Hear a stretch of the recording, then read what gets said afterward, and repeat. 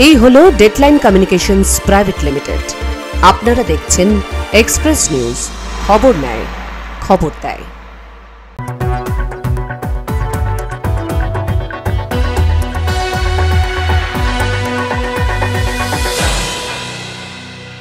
Express news brought you by Parashmoni medical centre private limited. নমস্কার, সুপ্রভাত। Express নিউজে আপনাদের প্রত্যেককে স্বাগত। আমি ফাল্গুনি, শুরু করছি এক্সপ্রেস নিউজ।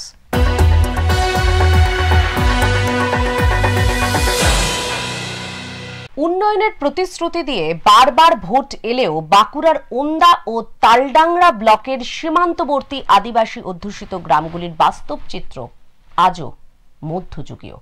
2012 সালের পর থেকে এই রাস্তার কোনো সংস্কার না হওয়ায় তা নিত্য যাতায়াতের জন্য এক বিভীষিকায় পরিণত হয়েছে।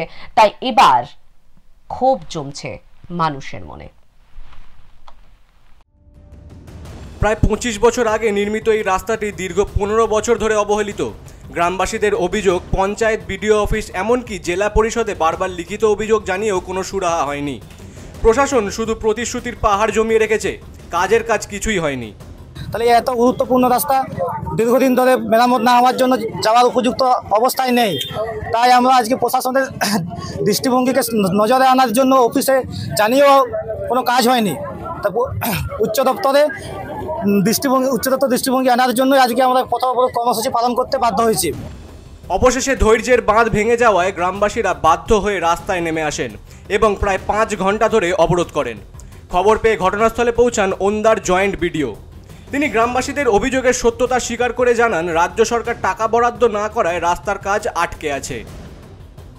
রুগী যেমন প্রসূতি মা, ওদেরও প্রচণ্ড কষ্ট, কোলে করে আনতে হচ্ছে, কাঁধে করে নিয়ে আসতে হচ্ছে, কিন্তু গাড়ি যাতায়াত করছে না। ফোন করে অ্যাম্বুলেন্স যেতে চাইছে না, ওরা বলছে যে না, আমরা এই রাস্তা দিয়ে যাতায়াত করতে পারবো না। গ্রামবাসীরা জানিয়েছেন, দ্রুত রাস্তা সংস্কারের কাজ শুরু না হলে আগামী দিনে আরও বৃহত্তর আন্দোলনের পথে হাঁটতে বাধ্য হবেন তারা। Bureau report, express news. এক সময়ে প্রথাগত কালো ছাতার দিন শেষ। শিলিগুড়ির বাজার এখন মেতে উঠেছে আধুনিক এবং অভিনব ডিজাইনের ছাতার সম্ভারে। ক্যাপসিউল, বোতল, বানানা এবং বাটারফ্লাই মডেলের মতো রকমারি ছাতা ক্রেতাদের নজর কাড়ছে। বাজারে ঘুরে দেখা যাচ্ছে, ছোট আকৃতি ও সহজে বহনযোগ্য ছাতাগুলোই বর্তমানে ক্রেতাদের পছন্দের শীর্ষে। এর মধ্যে ক্যাপসুল ছাতা একটি ওষুধের ক্যাপসুলের মতন দেখতে কেসে রাখা থাকে, যা বহন করা অত্যন্ত সুবিধাজনক। অন্যদিকে ব্যানানা ছাতা কলার মতন দেখতে একটি বাক্সে আসে, যা এর অভিনবত্বের জন্য বিশেষভাবে জনপ্রিয়। উভয় ছাতাই রঙিন এবং অত্যন্ত হালকা, ফলে পকেটে বা ব্যাগে সহজেই বহন করা যায়।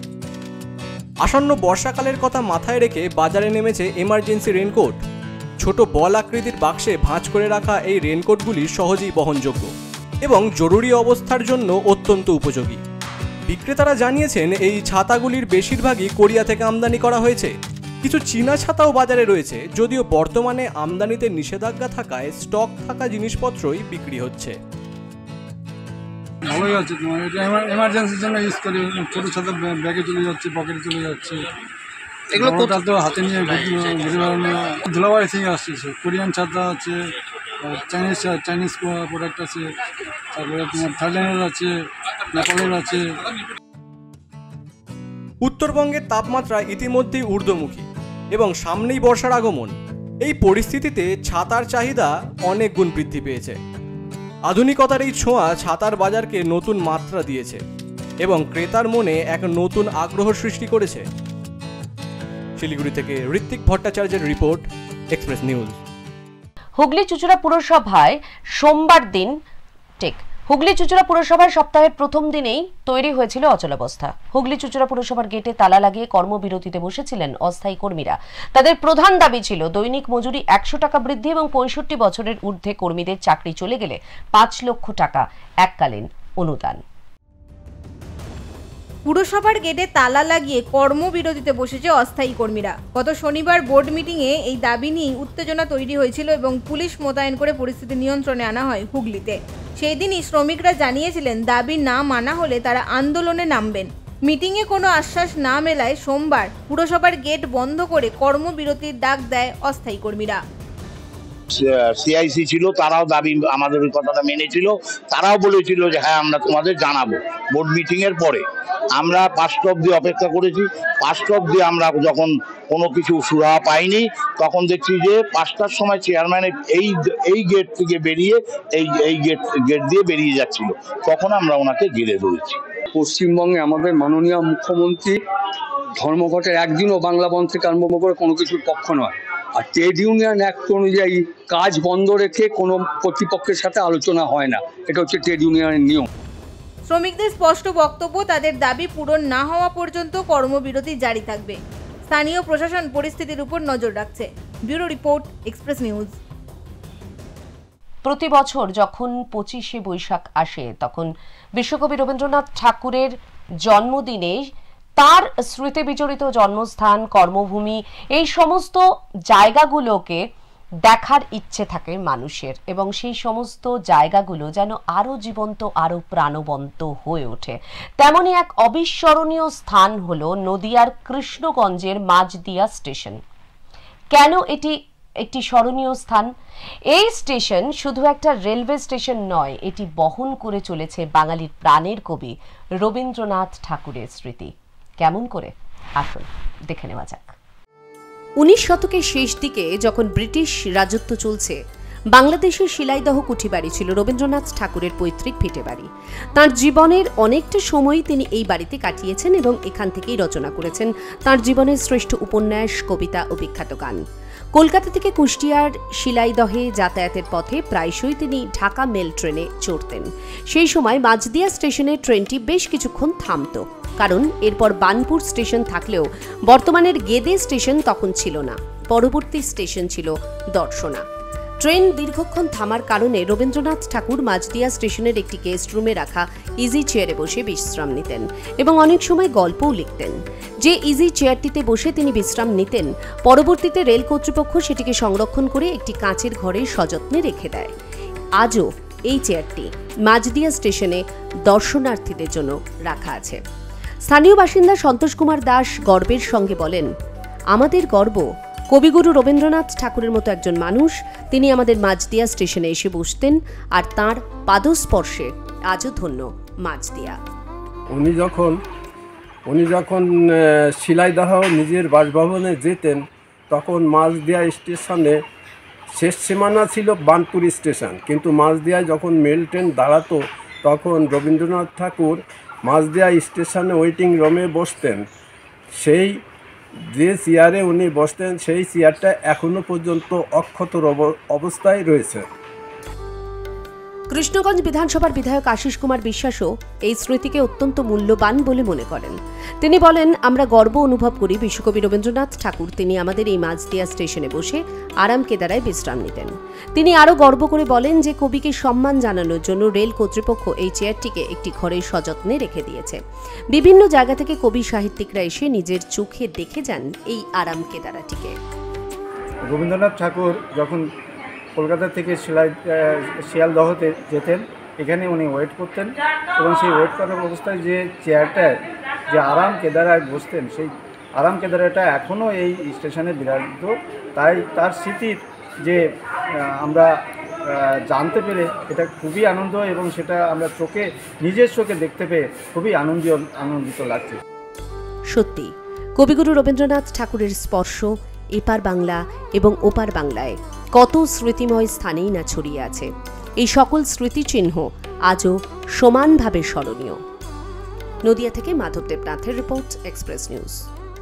এক্সপ্রেস নিউজে এখন নিয়ে নেব একটা ছোট্ট বিজ্ঞাপন বিরতি। বিরতির পর ফিরে আসছি, সঙ্গে থাকুন, দেখতে থাকুন এক্সপ্রেস নিউজ।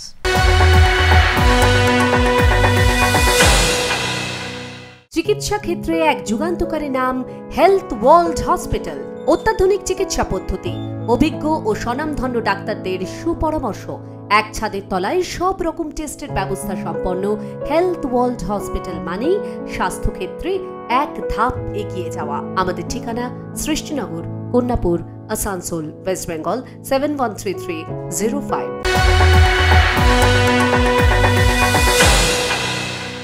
ফিরে এলাম বিজ্ঞাপন বিরতির পর। আপনারা দেখছেন এক্সপ্রেস নিউজ।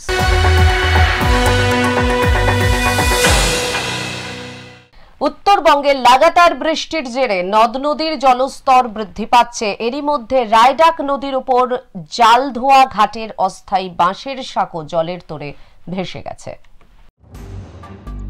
দীর্ঘদিন ধরেই এলাকার মানুষের আশঙ্কা ছিল যে কোনো মুহূর্তে সাঁকোটি ভেঙে যেতে পারে এবং সেই আশঙ্কাই এবার সত্যি হলো। এর ফলে জালধোয়া ঘাট দিয়ে রামপুরের সঙ্গে বক্সিরহাট ও তুফানগঞ্জের যোগাযোগ বিচ্ছিন্ন হয়ে পড়েছে। গত 46 বছর ধরে এই তিনটি গ্রাম পঞ্চায়েতের বাসিন্দারা রায়ডাক নদীর উপর একটি সেতু তৈরির দাবি জানিয়ে এসেছেন। তাদের এই দাবি আজও পূর্ণ হয়নি। তো চাকলাটা আজকে ভেঙে গেছে, তাতে ওখান যদি ওই দিকটা ঘুরে যাইতে যায় মোটামুটি 40-50 কিলোমিটার ঘুরতে হবে। এদিকে নৌকা চালু আছে, তখন কোনো অসুবিধা হবে না। স্থানীয়দের মতে একটি পাকা সেতু তৈরি হলে তুফানগঞ্জ 2 ব্লক যেমন উপকৃত হবে, তেমনি অসম, বাংলা ও ভুটানের মধ্যে যাতায়াত সহজ হবে। এর ফলে তুফানগঞ্জ 2 ব্লক তথা তুফানগঞ্জ মহকুমা বাণিজ্য ক্ষেত্র হিসেবে গুরুত্বপূর্ণ স্থান অধিকার করবে। সাঁকোটা থাকলে তাড়াতাড়ি হয়ে যায় নর্মালি, মানে আপনার 20 থেকে 22 কিলোমিটারের মতো শর্ট হয় আমাদের এই সেটা দিয়ে, সাঁকোটা দিয়ে পার হতে। আর নৌকো দিয়ে অনেক টাইপের নৌকো, এখন জল বেড়েছে সেই জন্য নৌকোতেও টাইম লাগছে। এখন আধা ঘন্টা ধরে দাঁড়িয়ে আছি। এই জায়গাটা সাঁকোটা যদি হয়ে যায় তাহলে ভালো হয়। বর্তমানে জল কমতে শুরু করায় নৌকো দিয়েই পারাপার করতে হচ্ছে বাসিন্দাদের। তবে ফের যদি ভারী বৃষ্টিপাত হয়, আশেপাশের বাড়িতে জল ঢুকে যাওয়ার আশঙ্কা রয়েছে। Bureau report, express news. নদিয়ার কৃষ্ণনগরে বেলেডাঙ্গা রেলগেট যেন নিত্যদিনের এক অভিশাপ। জেলা হাসপাতালের একমাত্র এই সংযোগ পথেই দীর্ঘক্ষণ রেলগেট বন্ধ থাকায় চরম দুর্ভোগ পোহাতে হচ্ছে সাধারণ মানুষকে, রোগী এবং তাদের পরিবারকে। ঘন্টার পর ঘন্টা আটকে থাকছে যানবাহন, অ্যাম্বুলেন্স, নিত্যযাত্রীরা। রোগীরা সময় মতো পৌঁছতে পারছেন না হাসপাতালে। শহরবাসী দীর্ঘদিন ধরে আন্ডারপাস বা ওভারব্রিজের দাবি জানালেও প্রতিশ্রুতি মেলেনি, কাজও হয়নি। এই সমস্যা এখন রাজনৈতিক বিতর্কের রূপ নিয়েছে। তৃণমূল রেল দপ্তরকে উদাসীনতার জন্য দায়ী করে দ্রুত সমাধানের দাবি জানিয়েছেন এলাকার মানুষজন। কৃষ্ণনগর শহরের মানুষ এবং আশেপাশের পঞ্চায়েতের মানুষও একটা ভীষণভাবে প্রবলেমের মধ্যে আছি, সেটা দীর্ঘদিনের প্রবলেম। আমরা বেলডাঙ্গা রেলগেট যেটা আছে সেখানে যানজটের কারণে মানুষের প্রত্যেক দিনের যে জীবন জীবিকা সেইগুলো ব্যাহত হচ্ছে। শুধু তাই নয়, আমাদের জানিয়ে পাশেই জেলা হাসপাতাল, যেখানে সমগ্র জেলা থেকে পেশেন্ট আসে, সেই কারণেও একটা সমস্যার সম্মুখীন সকলকে হতে হচ্ছে। আমরা দেখতে পেয়েছি দীর্ঘদিন ধরে এই সমস্যা চলছে। রেল দপ্তর এই ব্যাপারে উদাসীন। রাজনৈতিক তরজা চলতেই থাকবে, কিন্তু কৃষ্ণনগরের এই রেলগেট সমস্যার স্থায়ী সমাধান কবে হবে, কবে সাধারণ মানুষ এই ভোগান্তি থেকে মুক্তি পাবে, সেটাই এখন দেখার বিষয়। কৃষ্ণনগর থেকে Tanmoy Bhattacharya report, express News. দেশে ধর্ষণের ঘটনা আশঙ্কাজনক হারে বাড়ছে, কিন্তু ধর্ষকদের দৃষ্টান্তমূলক শাস্তি হচ্ছে কি? দীর্ঘদিন ধরে আদালতে ঝুলে রয়েছে মামলাগুলো। তারিখের পর তারিখের ভিড়ে অপরাধীরা পার পেয়ে যাচ্ছে। এই পরিস্থিতিতে ধর্ষণের বিরুদ্ধে এক কঠোর বার্তা নিয়ে পথে নেমেছেন গোয়ার এক ব্যক্তি। আসুন দেখাবো সেই ছবি। ইনি সুনীল চৌহান, গোয়ার বাসিন্দা। তার সঙ্গে রয়েছেন তার 2 কন্যা, 11 বছরের শ্রেয়া এবং 9 বছরের দীপ্তি। কয়েক মাস আগে এক মর্মান্তিক গাড়ি দুর্ঘটনায় সুনীল বাবু তার স্ত্রীকে হারিয়েছেন। পারিবারিক এই শোকের মধ্যেই তিনি দেখেছেন দেশ জুড়ে নারীর প্রতি সহিংসতার ভয়াবহ চিত্র। ধর্ষণের পর নৃশংসভাবে হত্যা করা হচ্ছে নারীদের, বাদ যাচ্ছে না নাবালিকারাও। এই অমানবিক ঘটনাগুলো তাকে এতটাই বিচলিত করেছে যে তিনি সিদ্ধান্ত নিয়েছেন আর নীরব থাকা নয়। সুনীল চৌহান জানিয়েছেন ধর্ষকদের কোনো বিচার নয়, সরাসরি গুলি করে মারতে হবে। সরকারের কাছে তাদের একটাই প্রার্থনা। तो मैं सरकार से निवेदन करना चाहता हूँ कि जो भी आज की तारीख में जो भी रेप करेगा उसको शूट एंड साइड का ऑर्डर देना चाहिए। 2023 সাল থেকে সুনীল চৌহান তার এই অনন্য প্রতিবাদ যাত্রা শুরু করেছেন। কন্যাকুমারী থেকে শুরু হওয়া তাদের পদযাত্রা এদিন এসে পৌঁছয় নদিয়ার 12 নম্বর জাতীয় সড়কে। কৃষ্ণনগরের অভিমুখে এগিয়ে চলেছেন তারা। তীব্র গরম উপেক্ষা করেই এগিয়ে চলেছে এই অসম সাহসী ত্রয়ী। সুনীল চৌহান আরও জানান, সকাল 6টা থেকে দুপুর 12টা পর্যন্ত এবং বিকেল 4টে থেকে রাত 8টা পর্যন্ত তারা হাঁটে, কারণ গরম অনেকটাই বেশি। সাধারণ মানুষ অসম্ভব সহযোগিতা করেছেন। থাকা খাওয়া থেকে শুরু করে সব কিছুরই ব্যবস্থা করে দিচ্ছেন তারা। तो मैं सुबह 4 बजे चलता हूँ, 12 बजे स्टॉप कर, 12 से 4 में रेस्ट करता हूँ, 4 से 8 तो कम समथिंग 25 किलोमीटर में चलता। সুনীল চৌহানের এই ব্যতিক্রমী প্রতিবাদ দেশের বিবেককে জাগ্রত করতে কতটা সক্ষম হয় সেটাই দেখার। আমরা আশা করি তার এই আবেদন সরকারের কানে পৌঁছবে এবং দেশের নারীরা নিরাপদ জীবন যাপন করতে পারবে। Bureau report, express news. Express news এখনকার মতো এ পর্যন্তই। চোখ রাখুন এক্সপ্রেস নিউজে। এক্সপ্রেস নিউজ খবর নেয়, খবর দেয়।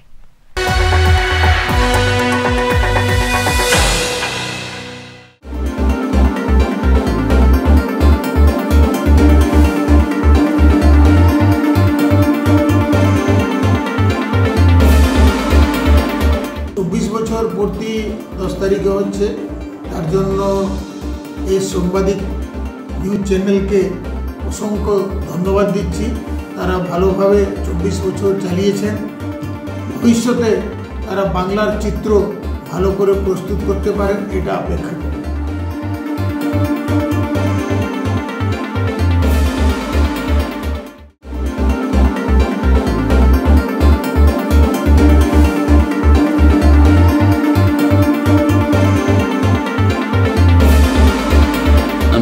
প্রথমেই এক্সপ্রেস নিউজের সকল কর্মকর্তা, সকল যারা কর্মচারী রয়েছেন সকলকে এবং যারা সাংবাদিক বন্ধুরা রয়েছেন সকলকে আমি জেলা প্রশাসনের তরফ থেকে, আমাদের তরফ থেকে অসংখ্য আন্তরিক অভিনন্দন জানাই যে দীর্ঘ 24 বছর ধরে, প্রায় 2 দশক ধরে ওনারা নিরপেক্ষতার সঙ্গে সংবাদ পরিবেশন করে আসছেন। আমাদের এই আশা প্রত্যাশা থাকবে আগামী দিনও আপনারা যেভাবে সততার সঙ্গে কাজ করে চলেছেন, আগামী দিনও ঠিক এইভাবে কাজ করে চলবেন। মানুষের খবর সকলের সামনে তুলে ধরবেন, যাতে আমাদের পক্ষেও সুবিধা হয় যে আমরা যথাসময়ে যথাযোগ্য ব্যবস্থা নিতে পারি। সকলকে অনেক অনেক ধন্যবাদ, অভিনন্দন। এই চ্যানেলের আগামী দিনেও সাফল্য কামনা।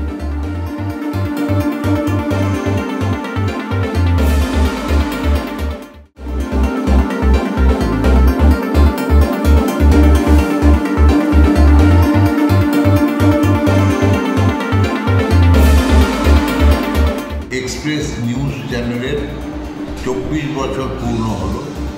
এই 24 বছর এক্সপ্রেস নিউজ চ্যানেলের পূর্ণ মালদা মার্চেন্ট চেম্বার অফ কমার্সের পক্ষ থেকে সমস্ত চ্যানেল কর্তৃপক্ষ, বিভিন্ন সাংবাদিক বন্ধু যারা আছেন তাদের প্রত্যেককে মালদা জেলার 1,10,000 ব্যবসায়ীর পক্ষ থেকে আপনাদের সকলকে আমাদের শুভেচ্ছা, ভালোবাসা জানাই। আমরা জানি মালদা যে ধরনের নিউজ আপনারা চ্যানেল পরিবেশন করেন, বিশেষ করে ব্যবসায়ীদের যে সুখের কথা আপনারা তুলে ধরেন, এর জন্য মালদা মার্চেন্ট চেম্বার আপনাদের চ্যানেলকে আমরা আমাদের আন্তরিক ধন্যবাদ জানাই। সুখে দুঃখে যে সাথী তা আপনারা থাকেন, আপনাদের সুদীর্ঘ কামনা করি এবং আশা করি আগামী বছর যে 25 বছর হয় সেই বছরটা আরও বড় হোক, এই চ্যানেলটা আরও বড় হোক, যাতে সকলের কাছে এই চ্যানেলটা আরও পৌঁছে।